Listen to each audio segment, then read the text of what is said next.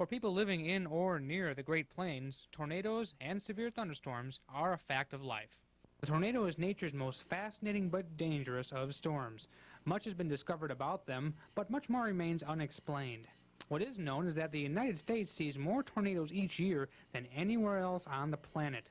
The Ozarks lie just to the east of the so-called Tornado Alley, with about 3 to 5 tornadoes occurring each year within a 10,000 square mile area.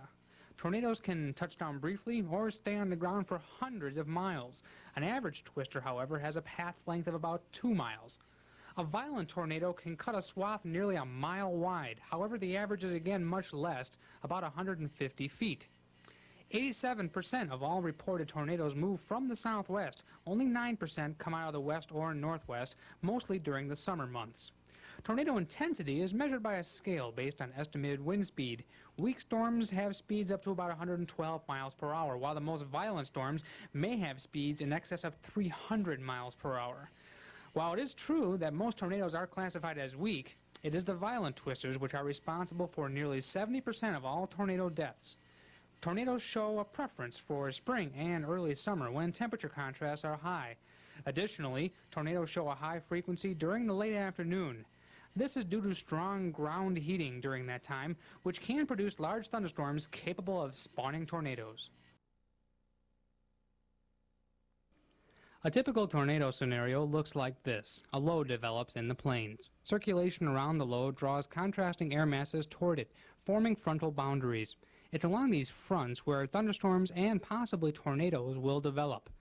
A thunderstorm grows due to warm, moist updrafts. Later, rain-cooled downdrafts develop and produce familiar gust fronts ahead of the storm.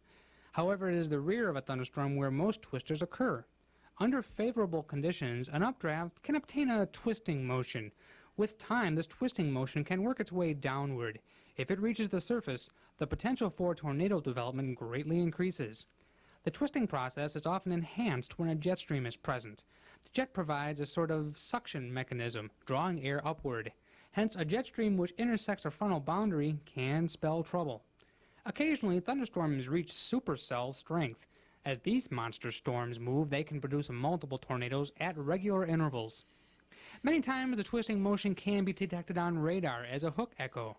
However, a hook echo doesn't always produce a tornado, and tornadoes can occur without such an echo. Fortunately, a new type of radar called Doppler can greatly increase the chances for early tornado detection. Doppler radar can sense air motions at high levels within a thunderstorm. If twisting begins, the storm will be watched closely for tornado development. Now that we're moving into the heart of tornado season here in the Ozarks, you're probably wondering who's watching out for those severe storms. Well, our story begins to our north, in Kansas City. That's where the National Severe Storms Forecast Center is located. The center is constantly on the lookout for potentially severe weather. When a threat area is identified, it's outlined. Here at KOLR 10, a map is presented showing such areas. Later, satellite images or radars may reveal thunderstorms which could possibly become severe. At this time, Kansas City may issue a watch box, either severe thunderstorm or tornado, to better pinpoint where bad weather is expected. Watch boxes are placed to try and anticipate where thunderstorms will move once they develop. From this point on, the responsibility falls on the local weather service office to issue warnings when necessary. Warnings are issued based on severe weather reports called in by police, fire, or sheriff offices. Radar is also relied upon to detect possible severe thunderstorms. Whenever watches or warnings are issued, the KOLR 10 Weather Center promptly relays them to you. Look to the upper left corner of your screen for our severe weather symbols. The watch symbol means that a watch has been issued for a part of the KOLR 10 listening area. Be on the lookout for threatening weather.